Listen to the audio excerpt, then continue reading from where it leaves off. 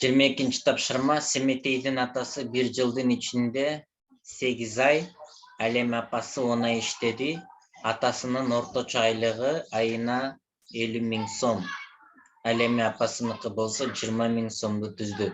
Эгерде үй бүлөнүн башка киреши булагы жок болсо, анда карызга кирип кетпеш үчүн максимум үй бүлө айына канча сом корото алат дейт.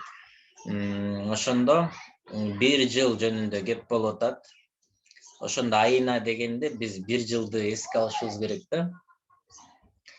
Анда атасы 8 ай иштептир, 50 000ди мен 8ге көбөйтөм.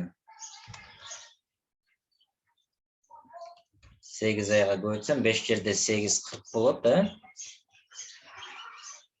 400 000 сом.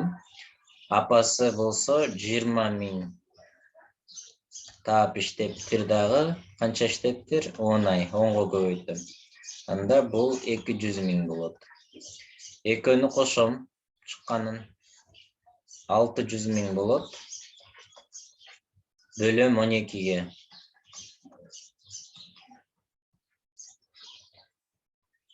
12ге бөлсөм.